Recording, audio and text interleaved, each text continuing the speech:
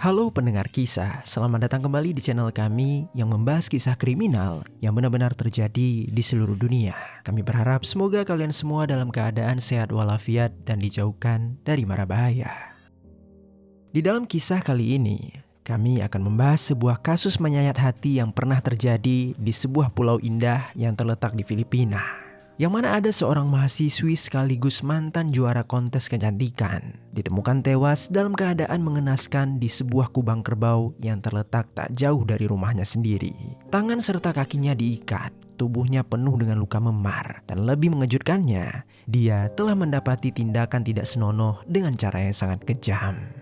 Naghihinagpis ang pamilya ng 19 anyos na si Kimberly Autida matapos siyang matagpo ang walang saplot. Bagaimana kronologi lengkap tentang kasus pengeksekusian ini? Jadi beginilah kisah di baliknya.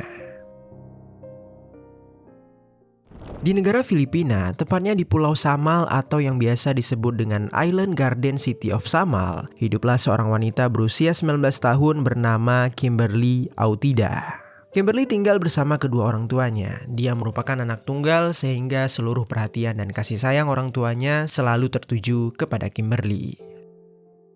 Sejak kecil Kimberly sudah tampak menonjol. Dia memiliki wajah cantik yang alami, sorot mata penuh percaya diri, serta kecerdasan akademik yang sangat mengesankan. Orang-orang yang mengenalnya menggambarkan Kimberly sebagai gadis yang ceria, ramah, dan murah senyum. Di bidang akademis, Kimberly sangat berbakat. Saat duduk di bangku SMA, dia berhasil menjadi valedictorian, yang mana ini adalah sebuah gelar akademis yang diberikan kepada murid dengan peringkat tertinggi dalam satu angkatan kelulusan di sekolah. Berkat hal itu, Kimberly pun bisa membuat orang tua serta guru-gurunya bangga kepadanya. Masa remaja Kimberly dipenuhi dengan prestasi. Kimberly pernah mengikuti beberapa kontes kecantikan lokal seperti Bini-Bining Iga Kos dan juga Mutiang Samal. Di kompetisi tersebut dia berhasil meraih juara runner-up dan terpilih untuk mengikuti salah satu kontes kecantikan terbesar di Filipina yang bernama Bini-Bining Pilipinas. Selain itu, Kimberly juga dikenal sebagai anak yang berbakti. Semua hasil dari lomba yang dia ikuti selalu dia serahkan kepada ibunya. Baginya, kebahagiaan orang tua jauh lebih penting daripada membeli barang-barang untuk dirinya sendiri.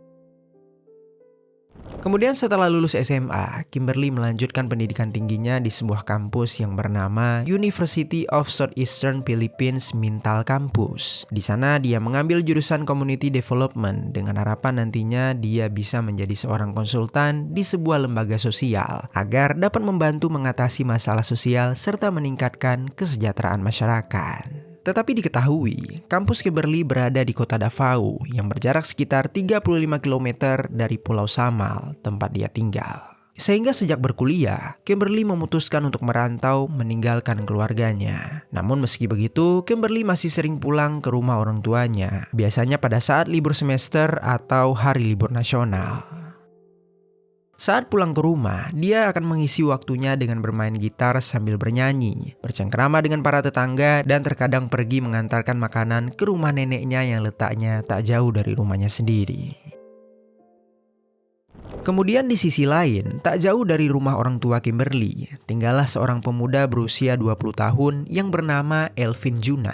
Tidak banyak informasi tentang latar belakang kehidupan Elvin, namun diketahui Elvin bekerja sebagai buruh harian dan dia masih tinggal di rumah keluarganya yang sangat sederhana. Elvin dikenal sebagai pemuda yang pendiam, dia jarang berbicara dengan orang lain dan banyak menyimpan pikirannya sendiri. Elvin dan Kimberly adalah tetanggaan, rumah mereka begitu dekat. Bahkan Elvin pernah menjadi teman Kimberly saat mereka masih kecil.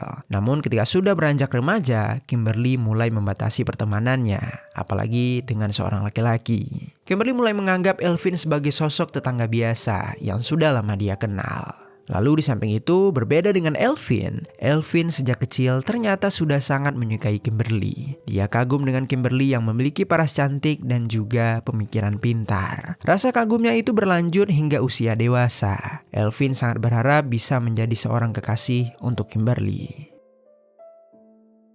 Kemudian pada suatu hari, Elvin yang tak lagi bisa menahan perasaan cintanya, memutuskan untuk menghampiri Kimberly yang sedang berjalan di desa mereka. Kepada Kimberly awalnya Elvin mencoba berbahasa basi dan membuat beberapa candaan. Dan ketika melihat Kimberly tertawa, tanpa ragu Elvin langsung mengungkapkan perasaan cintanya. Dia mengatakan kalau dirinya sangat mencintai Kimberly. Setiap kali Kimberly lewat di hadapannya, hatinya langsung berdegup kencang seperti orang sedang jatuh cinta. Dengan berani dia memohon kepada Kimberly agar Kimberly mau menjadi pacarnya.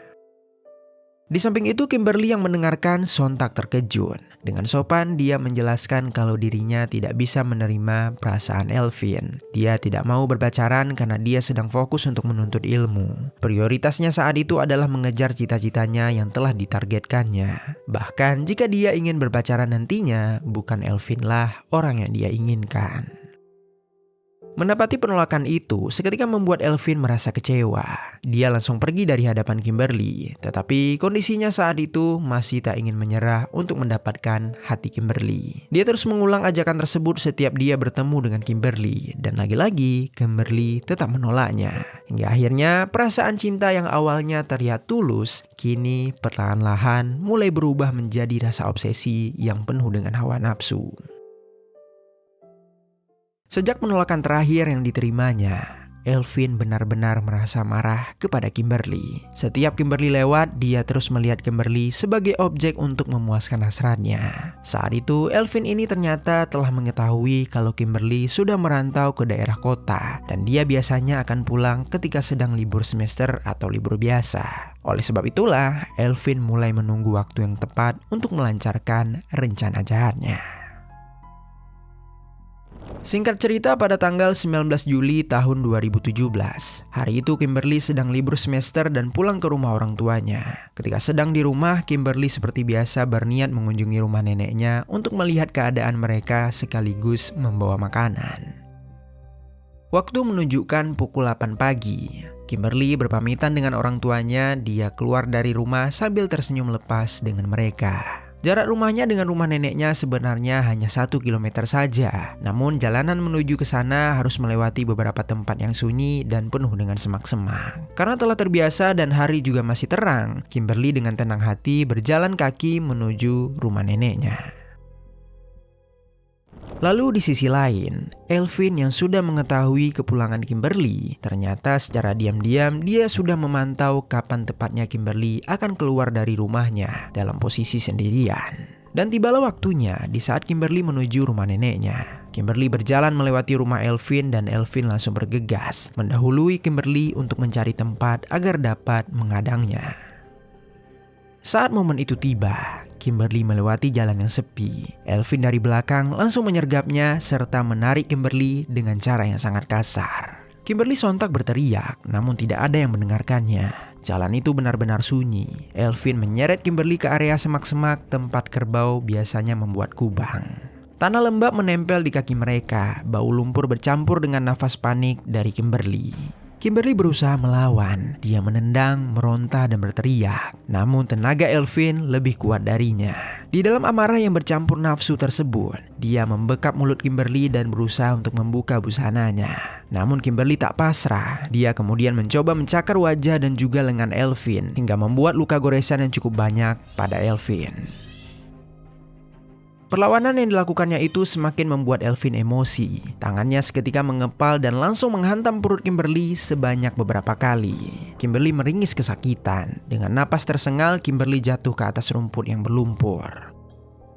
Pukulan yang dilancarkan Elvin benar-benar fatal. Di dalam tubuh Kimberly, organ hatinya seketika robek hingga membuat cairan merah memenuhi rongga perutnya. Dan akhirnya Kimberly pun kehilangan tenaganya. Lalu saat melihat Kimberly terkulai, Elvin langsung mengikat tangan dan kakinya dengan sebuah tali. Ketika Kimberly sudah terikat, Elvin akhirnya bisa melancarkan hasratnya dengan leluasa. Dia kemudian membuka jaket kuning yang dipakainya, lalu kemudian tanpa berlama langsung melucuti busana Kimberly dan dengan tega, dia melakukan tindakan tidak senonoh kepada Kimberly selama beberapa menit. Elvin melakukan tindakan bejatnya dengan begitu kasar. Saking kasarnya dia sampai tidak menyadari kalau dirinya sedang mencekik Kimberly hingga membuat jalur nafas Kimberly akhirnya tersedak. Kimberly telah terluka dalam tubuhnya. Dia juga tak lagi mendapatkan oksigen. Dan akhirnya dalam sekejap Kimberly pun tewas dengan mengenaskan. Menyadari Kimberly sudah terdiam menutup mata, Elvin pun berhenti. Dia mencoba memeriksa nafas Kimberly, namun dia tidak merasakan apapun. Dan detik itu juga Elvin seketika panik. Dia awalnya tak berniat sampai sejauh itu. Dan dalam keadaan panik itulah, Elvin langsung pergi dari sana dengan meninggalkan jasad Kimberly tergeletak begitu saja. Dan bahkan saking paniknya, dia juga meninggalkan jaket yang sebelumnya dia pakai. Lalu singkat cerita, seiring waktu berjalan, masih di hari yang sama pada pukul 11 siang, seorang warga berjalan di sekitaran tempat semak-semak yang sebelumnya untuk mencari kerbau miliknya. Saat sedang mencari kerbaunya, dari kejauhan dia melihat seseorang tidur telentang di sebuah kubang kerbau yang berlumpur. Karena merasa penasaran, dia pun mendekatinya. Dan begitu sudah dekat, terkejutlah dia kalau itu bukanlah orang hidup, melainkan sesosok jasad dalam kondisi tangan dan kaki yang terikat. Sontak dia pun berteriak dan meminta pertolongan kepada warga lainnya. Dan dalam sekejap para warga mulai berkumpul. Beberapa dari mereka ada yang mendekati, beberapa yang lainnya melihat dari kejauhan karena ketakutan.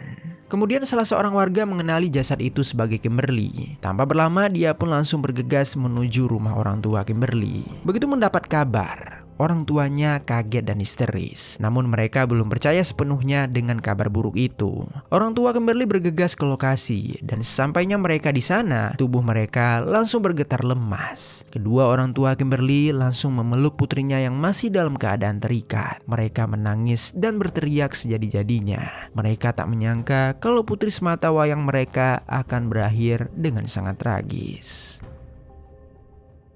Beberapa warga mencoba menenangkan orang tua korban dan mereka juga telah menghubungi pihak kepolisian untuk melaporkan kejadian ini. Dalam beberapa menit, pihak kepolisian dan pihak medis sampai di lokasi penemuan. Polisi mulai mengamankan lokasi yang sudah dikerumuni banyak warga tersebut. Pihak medis juga mencoba memeriksa kondisi jasad. Jasad Kimberly ditemukan dalam keadaan setengah berbusana dan penuh luka lebam pada bagian perut dan juga wajah. Mengetahui hal itu, mereka menduga kalau jasadnya telah mendapatkan tindakan asusila yang berujung pada pengeksekusian. Setelahnya, pihak medis pun langsung membawa jasad ke rumah sakit untuk dilakukan proses otopsi.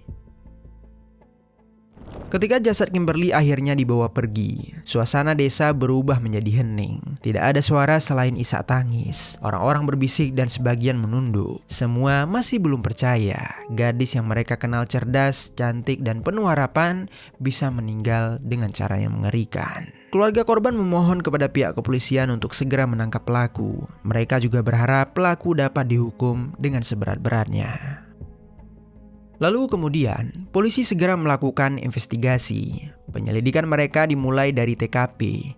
Tak jauh dari tubuh korban tergeletak, mereka menemukan sebuah jaket kuning. Ketika polisi bertanya kepada salah seorang keluarga korban, apakah jaket tersebut milik Kimberly, mereka langsung menjawab bukan.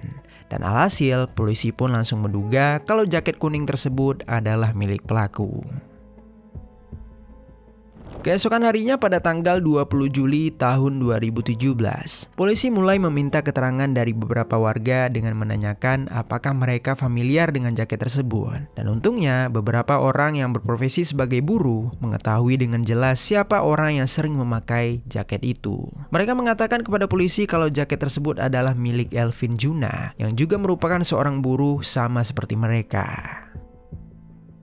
Polisi langsung bergegas menuju ke rumah Elvin. Begitu sampai mereka mengetuk dan Elvin langsung muncul di hadapan mereka. Elvin mencoba untuk tetap tenang, namun penyidik bisa melihat wajahnya yang pucat dan matanya yang tidak tidur semalaman. Polisi mulai menjelaskan kepada orang tua Elvin maksud kedatangan mereka, yaitu untuk menangkap putra mereka. Dan Elvin ketika itu mencoba untuk mengelak dengan mengatakan kalau kemarin dia seharian saja di rumah. Namun polisi tak mau mendengarkan apapun yang dikatakan oleh Elvin. Dengan langkah yakin mereka langsung menggiring Elvin keluar dari rumahnya. Tangannya diborgol dan di samping itu ibu ayahnya menangis lirih tanpa berbicara sepatah kata pun. Para warga mulai berdiri di pinggir jalan. Sebagian dari mereka meludah ke tanah, sebagiannya lagi hanya menatap dengan raut marah. Nama Kimberly terus disebut. Doa lirih keluar dari mulut orang-orang yang masih tak percaya tragedi itu benar-benar terjadi di kampung mereka. Lalu setibanya di kantor polisi, Elvin dibawa masuk ke ruang interogasi. Suasana dingin menyambutnya. Dia duduk di kursi besi dikelilingi tatapan para aparat yang sangat tajam. Saat polisi menanyakan jaket kuning yang mereka temukan, Elvin masih mencoba mengelak. Namun ketika polisi bertanya kenapa tangan dan wajahnya penuh dengan luka cakar, Elvin pun seketika bingung untuk memberi alasan. Dan setelah beberapa jam mendapatkan tekanan dari pihak penyidik, Elvin pun akhirnya mengakui perbuatannya. Dia mengaku telah melakukan tindakan asusila kepada Kimberly. Sambil melakukan hal itu, dia mencekik leher Kimberly sampai dia tidak sadar. Kimberly akhirnya meregang nyawa. Dia menjelaskan kalau dia melakukan hal itu karena terobsesi dengan Kimberly. Dia juga murka dengan Kimberly yang tak pernah mau menerima cintanya. Namun dia mencoba berdalih kalau dia tidak merencanakan kejahatan tersebut. Tetapi polisi tetap percaya kalau semua itu terencana karena Elvin sempat menunggu Kimberly untuk melewati jalan yang dia tempuh. Lalu singkat cerita, jaksa penuntut segera mempersiapkan berkas-berkas untuk melanjutkan kasus ini ke persidangan. Namun saat semuanya sedang dipersiapkan, sebuah tragedi lain terjadi. Pada tanggal 24 Juli tahun 2017, tepatnya setelah 4 hari dia ditangkap, Elvin mengeluh sakit perut kepada pihak penjaga lapas. Kemudian pihak polisi pun menjemputnya untuk dibawa ke rumah sakit. Saat itu Elvin yang dalam posisi di borgol, berjalan berdampingan dengan pihak kepolisian. Dan ketika sedang berjalan menuju ke rumah sakit yang tak jauh dari tempat dia ditahan, borgol Elvin tiba-tiba saja terbuka karena ikatannya tidak terlalu kuat. Elvin yang melihat kesempatan itu langsung mencoba melawan dengan cara mengambil pistol yang ada di pinggang petugas. Dan ketika Elvin berhasil meraih pistol tersebut, dia langsung mengarahkannya ke petugas yang dia rebut. Namun petugas lain langsung dengan cepat menembak Elvin tepat pada bagian dadanya. Elvin terjatuh tanpa sempat menarik pelatuk. Polisi segera mengamankan senjata sementara Elvin telah tergeletak. Nafasnya tersengal, matanya kosong menatap langit. Dalam hitungan menit tubuhnya tak lagi bergerak. Ambulans segera dipanggil, namun ketika para medis tiba, Elvin ternyata sudah tak bernyawa. Oleh sebab itulah, karena pelaku tewas, kasus ini pun tidak pernah sampai ke pengadilan. Keluarga Kimberly mendengarkan kabar itu dengan perasaan campur aduk. Sang ibu menangis berkata kalau keadilan belum benar-benar tercapai karena tidak adanya persidangan. Namun di sisi lain mereka juga lega karena Elvin tidak akan pernah lagi dapat menyakiti orang lain. Bahkan ayah Elvin sendiri, menurut laporan media, dia telah menerima nasib anaknya tersebut. Dia hanya menunduk dan mengatakan kalau itu sudah bagian takdir dari anaknya.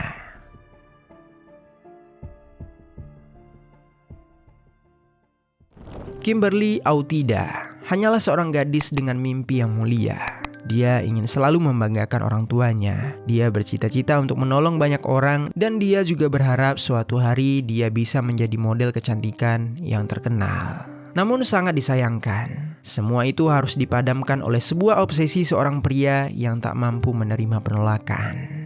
Pulau Samal yang seharusnya terus dikenal karena keindahannya, kini malah menyimpan luka yang cukup abadi. Nama Kimberly akan selalu dikenang bukan hanya sebagai pemenang kontes kecantikan saja, tetapi juga sebagai simbol betapa rapuhnya kehidupan ketika cinta berubah menjadi obsesi, dan obsesi berubah menjadi kekejaman. Untuk itu mari sama-sama kita doakan, semoga Kimberly dapat beristirahat dalam damai di alam selanjutnya. Dan untuk kita semua para pendengar kisah, semoga dari kisah kali ini ada pelajaran baik yang dapat kita ambil.